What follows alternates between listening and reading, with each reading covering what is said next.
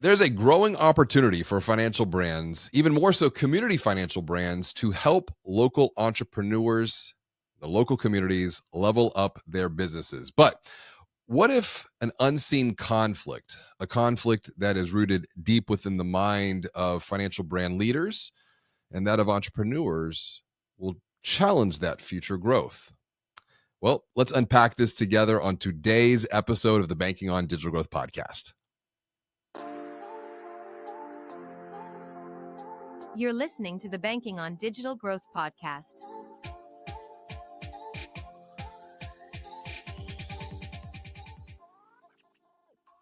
Welcome back to another episode of the Banking on Digital Growth podcast. I'm James Robert Lay, founder and CEO of the Digital Growth Institute, where we are on a mission to help financial brands stop losing loans and deposits by guiding them through the Banking on Digital Growth program. Today's episode is part of the Exponential Insights series. And before we get into today's conversation, if you're on a marketing team, a sales team, a leadership team, and you'd like to join over 300 other financial brand leaders in the digital growth community who are all committed to learning, growing, and connecting together, you can visit www.digitalgrowth.com/membership to become a member of the digital growth community in less than 60 seconds. Now, joining me for today's conversation is Chad Willardson. Chad is the author of the brand new book, Wealth Wired Differently, where he shares 7 advantages entrepreneurs are missing out on when taking financial advice from non-entrepreneurs. Now, this is going to be an important episode for those listening, particularly if you are looking to grow SMBs, small to mid-sized businesses within your local community. And that's because if we think about the challenges here, one of the things that Chad believes is entrepreneurs are wired differently. So you can learn how entrepreneurs are wired differently so that you can continue to help them level up businesses in your local community. Welcome back to the show, Chad. It is so good to share time with you again today, buddy. Thank you for having me, and happy book launch day to you, James Robert. Big day. It is a big day, and you have a big day as well with the launch of your new book, Wealth Wired Differently. And before we dive into that, what is good in your world right now, personally or professionally? You got a lot of good things going on. Personally and professionally, let's see. Professionally, I'm excited about the book, and I'm very excited about Platinum Elevated, our coaching program for entrepreneurs. Just an incredible group. We just had our live event in Southern California 2 weeks ago, and I'm still on fire from it. And I think a lot of people are. So that's really exciting for me right now. Well, having been there myself, it was a fantastic event. And I will tell you, it was the very first one. And I've spoken at 300 some odd events and attended, dozens of others, but to be outside, right? That was so unique. And kind of different, huh? It was, especially for this guy from Texas who never gets out and sees the light of day because it's either too hot or it's too rainy. Right. Beautiful weather, beautiful experience. So well done. Personal highlight I should share. My wife is competing again in a half Ironman race in Florida on Mother's Day weekend. So as a family, all 5 kids and I are flying out with my wife, and we're going to cheer her on and hopefully see her get another new personal record. So we're excited about that. That's amazing. And when you think about, marathons or Ironman competition, the idea of mindset and grit really is so important. Yes, it's physical, but even like, I've run some marathons. A half Ironman is on my big goal list, but Delina said that the kids need to get a little bit older before I get into training for that. It's a lot. It is, but it's like you get to that last mile or two, and at that point, it's just your mind, and that's one of the things you've really dove into with Wealth Wired Differently. 7 advantages for entrepreneurs they miss out on when taking financial advice from non-entrepreneurs. Right. This is your 4th book? Fifth book. Yep. I don't want to short you one. So it's your 5th book. 5th book. 5th out of 10. Yes. Why write this book, and why now? This book is to address the language barrier, the friction, the conflict between entrepreneurs and financial professionals. feedback that I've always heard is that entrepreneurs they don't get along well with their financial professionals. They don't relate. They feel like they're being restricted and restrained. They're not understood. And so I believe entrepreneurs, and we can all probably agree, are wired differently. And therefore, money advice should also be wired differently for these people.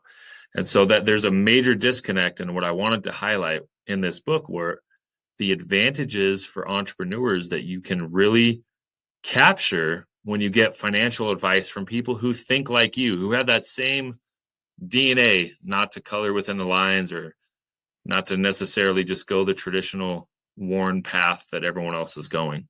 So I'm very excited about this book. It is specifically for entrepreneurs. So it's interesting because a lot of financial brand leaders listen to this podcast. So I think there's a lot that they can learn Yeah, from this. I think too, when we think about financial brands, that includes banks, credit unions, fintech, financial advisors. right. Let's talk about the mindset of an entrepreneur. You talk about this idea of being wired differently. What do you mean? How are entrepreneurs wired differently? Well, I'll give you an example. I remember a spouse asking her husband, an entrepreneur, how much money are we going to make next year? And let's determine how much money we're going to save because of how much we're going to make. And his answer was not satisfying because he didn't really know. It's like, we got three businesses. I hope we can do this much business in the first one. In the second business, we have to reinvest some capital. We're doing some things and we're expanding the team. And the third one, I'm really excited about a new product we're bringing to market. And it's just so untraditional, like just not even having a clue how much money you're going to bring in the next year. Whereas most people could look at their paycheck and say, this is how much I get in my paycheck every 2 weeks. This is how much is deposited, and this is how much I'm going to save for my retirement plan and my other investment accounts or savings accounts. And it's very linear. It's a lot more predictable. Hmm. And entrepreneurs' lives, they're just used to the uncertainty, the unsteadiness, the disruption, the unexpected things that happen. It's a roller coaster. Yeah. And so inside that brain, you're coming up with new ideas, and you could come up with a new idea that completely changes the direction of your business or your future. And that brain needs to be spoken to differently than the other 90% or 95% of brains out there. It's you're hitting close to home on a couple of these points as a 22-year entrepreneur myself. Yeah. And the idea of the roller coaster, it reminds me of there was an old Blink 182 song, and the lyrics were roller coaster favorite ride. Yeah. And it's the ups and the downs. Let's stay on the subject of mind and mindset, because I do see a lot of this within financial services. I wrote about this in Banking on Digital Growth. You've got the banker's brain, and Yeah. then you've got the creative brain. Yeah. And they're both important, but Of course. when you think about the differences between the entrepreneurial perspective and that of traditional financial advisors, why might and where might traditional financial advisors fail to meet the specific needs of entrepreneurs? When they discuss tax planning, Okay. when they discuss retirement planning and forecasting, Mm. when they discuss how to handle cash flow, when they discuss how to manage family relationships inside of a business, especially if you have ownership with multiple family members. I think that's a lot of families, multi-generational families really struggle with how much everyone else works, how much do they make, how much does everyone own, who gets to do what, making decisions on money. It's a very high stress and sensitive situation for many families. And I think another place is the cash flow planning, understanding the business. And sometimes you're going to be reinvesting a lot into the business. And sometimes you're not. Sometimes you're going to be reaping. Sometimes you're going to be sowing. But it's not. I would also add, I guess, the investment world. Most financial advisors are highly recommending people keep their money in liquid investments and stocks and bonds and CDs. And other instruments inside your financial accounts. And there's nothing wrong with those things. Mm. I invest in those and I advise my clients to, obviously. But not having an open mind to other non-public investments, I think really fails the entrepreneurial investors. Yeah. So being open to people investing in real estate or investing in private businesses and private equity and venture capital and buying businesses and taking out loans, debt is definitely a subject that entrepreneurs are a lot more comfortable with debt than most people. And so it's imperative that financial people understand that entrepreneurs can't be treated like everyone else. The perspective on uncertainty, you touched on that before, and it was something that you dive into in chapter 2 when it comes to uncertainty with cash flow. Yeah. Where might there be a time, or maybe could you describe a time or a story when traditional cash flow management has failed the entrepreneurial leader? We have it all the time. We have situations where unexpected expenses or a lost client. One of our clients overseas, they're in Europe, they have a global business. They lost a $45 million a year client. Hmm. I mean, what do you do when you lose that big of a client with no warning? Yeah. They got no warning. And it was like big time scrambling. Their payroll is in the 7 figures, and we've got to come up with solutions very quickly. In the end, it's probably been 9 months to 12 months since then. It's actually worked out even better because as they prepare their business for a sale, their income is more diversified. They ended up going out and replacing, I think, 35 or 40 of the 45 million, except with a variety of accounts from a variety of geographies. And the potential buyers who were looking at them actually likes their valuation more now than they did before that. Yeah. But managing the cash flow in between in the interim was a challenge. And so we were able to really look at their balance sheet, look at their cash flow statement, figure out a way for the founders, the partners, to inject some money and loan money to the company and keep things afloat while they were out there hunting for replacement clients. Yeah. And that's not uncommon. I have many stories that are similar to that, but just being able to think creatively and go through that brainstorming journey with these clients is very, very valuable to them. Well, there's the collaborative nature of this, and that was one of the points you make in the book. Yeah. Is you wrap up the book. We're gonna come. I'm gonna come here because it's just fresh. But having a partner, Yeah. someone that you can spar with, someone that you can collaborate with, someone that shares the same values. Because as an entrepreneur, I really know how lonely it can feel. I mean, it sometimes Very.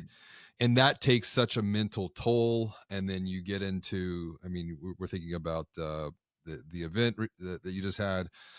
Yep. Ben, he was talking about FUD, pluck the FUD, and Yep. fear, uncertainty, and doubt. Um, where where can entrepreneurs find like-minded entrepreneurs to collaborate and learn together with, because it is a different way of thinking, which is a different way of doing? It has to be, I mean, you can't get, I think I made that mention in this book. If not, I should have. It's difficult for me as a dad of 5 kids to imagine getting parenting advice and talking about the struggles of having 3 teenagers with someone who's never had kids. Like, I just can't imagine getting Hmm. getting that empathy and understanding from someone who's never had kids when I'm talking about a hard challenge I need help with. Like, hey, have you had teenagers before? I have 3 teenagers. Here's my challenge. Yeah. And I think it's just exactly the same with entrepreneurs, where you have to be in groups, whether it's masterminds or coaching groups, or just have reliable friends or your financial professional team. You need to be around entrepreneurs who have already gone through or are going through the similar challenges that you're facing right now. Because without that, no one's going to really be able to relate to you in a way that helps you solve the issue. Sure. I think about what Keith Costello is doing down at Locality Bank uh, in um, in the Miami area. I think about what because he is working. He's I think this is his third bank that he started up here. Wow. And so he's definitely an entrepreneurial banker, but he is focused on helping the entrepreneurial segment in that area. I think about Jill Castilla, out of Citizens Bank of Edmond in Oklahoma. They just launched a secondary brand, Community Bank, launching a digital bank, Roger Bank, specifically for military families. So there's Oh, an wow. entrepreneurial perspective within the vertical, but it's few and far between, I would say. And that idea of, we'll say, looking for your people, um, Yeah. the inner circle, the group, birds of a feather flock together. Jim Rohn says you're the average of the 5 people you spend the most time with. And this might be a little off-putting for those coming from the traditional banking world, but if I think about an entrepreneur, their default mode is a growth mindset, to where they're looking at failure is learning, to where they're resilient. They're big risk takers. I Yeah, think that's unusual. Most people would rather play it safe. And I think in the financial world, banking and bankers, there are tens of millions of excellent customers, clients, partners who are not entrepreneurs. sure. Like for me, I'm honest in that I'm very transparent and upfront with people. Like I don't have retirees as clients. Hmm. I don't have CEO executives or board members who are, doctors, lawyers. Those are not my clients. Like I'm not trying to pretend I can do everything for everyone. I specifically focus on really high growth, typically first generation founders and entrepreneurs. Yeah. That's it. So like if someone comes to me, we just had someone referred to me an athlete literally this morning, basketball player, lots of money. And I messaged this particular coach back and I said, "Thank you so much. I don't really specialize in professional athletes as much as I would love kind of the clout to work with this particular person. I just specialize in entrepreneurs." I said, "So I will talk to him and give him some advice as a favor because he just came into a lot of money. Mm, But it's just not my specialty. And I'm going to be honest because I could pretend and say, hey, of course we'll take this athlete and we'll deposit the money, we'll invest the money and all that stuff. But I'm deep down inside, I know that I'm not being totally authentic sure. because I specialize in growth focused, big dreaming, idea creating entrepreneurs. And that's it. There's no exceptions. And so if you're a banker or a financial person out there, and that's not your same specialty as me, that's okay because you might specialize. Like I saw someone on LinkedIn who said, I specialize in corporate pilots who fly for Delta. Wow. I'm like, man, if I was a pilot at Delta trying to do my retirement planning, I'm going to this guy. He's so specific and clear. But I want to pause you, because what you're tapping into is something that I believe very strongly in, is this idea of finding and developing a niche to create value for. And Yeah, as a result, you can really build deep level knowledge and deep level expertise, which correct. creates even more value for that particular niche, that vertical that you're serving. I want to loop back around on, you touched on it. You mentioned advice, 5 kids. We have 4, Delina and I. Um, what about the family here? I mean, you even talked about family business, because Yeah, that, and you touch on this in the book. Um, the challenges, the dynamics with entrepreneurial families, and working through those challenges. How would you navigate the complexity here? Because from personal experience, it is extremely yeah. complex. But what would I, be your I quick take think on that? you can't fake it. We've dealt with for 22 years. I've dealt with entrepreneurial families and entrepreneurial couples. And so I typically understand the makeup of the different types of personalities involved and what each party wants. And so that has come through a lot of experience, Mm, a lot of conversations. I've seen a lot of growing pains. I've seen families fight and break up. I've seen family members not talk to each other. I've seen business sales go real sour where one person was stuck working for 7 or 8 years and everyone else left and they all got the same pay, but this one guy, younger brother, was stuck forever at the company, just suffering while everyone else got to just leave. And so I've seen it enough to where I feel like I'm able to give quality advice to the family dynamic situation. First and foremost, to the couple who are going through this entrepreneurial journey together. Mm, I think that has to be solid first in their communication and their transparency and sharing things together. That has to be solid first, and then you move on to the next generation, the kids, and then the grandkids and whatnot. yeah.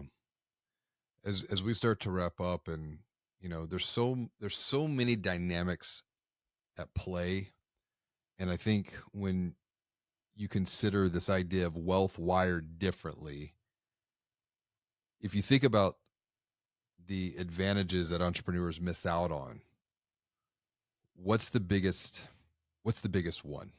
What's the one thing? Yeah, they're completely misunderstood and frustrated because they're what's in their head. They don't know financial stuff as well as they wish they did. They know their business, right? They're Mm, really good at their business. And so they have money or they're making money or they have questions and they go in and they sit and talk to someone. And it's like that Charlie Brown teacher who's just wah, wah, wah, wah, wah. And they don't understand. So they walk away feeling frustrated at the financial industry because they don't feel understood. They have questions that were unanswered and they're frustrated because they couldn't really articulate the things that they wanted in a way that created a great strategy together. So that language barrier, that conflict, that tension, those are the biggest disadvantages. There's so many things that entrepreneurs can achieve when they're being coached and counseled by fellow entrepreneurs. That's the biggest message of the book. if you think about this idea of friction and frustration and lack of being understood, when you think about the future and the work that you're doing, what are you most hopeful for future entrepreneurs? I hope that they find voices that can not only understand them, but guide them to be ultra successful in their own path. Um, I hope that more financial people will focus on their niche and they will not try to be all things to all people, but they really will be excellent and superior serving a specific niche that they really feel just attracted to because they're similar. They've got similar interests and values. And I think the financial industry would be better served, as would the clients and customers all around the world. If we really worked with people who are understanding of what we're trying to accomplish and they've been there, they're travel guides. It's like a travel guide Yeah. who's actually been on the excursion and can guide us through it. They've been down that path. They know what to look for. Like that's what we all need and deserve. Yep. I want to get real practical here, particularly for, say, someone who is working at a community institution, a community bank, or a credit union. There is such a tremendous opportunity for these community institutions to help local entrepreneurs, to help the small to mid-sized businesses level up their business.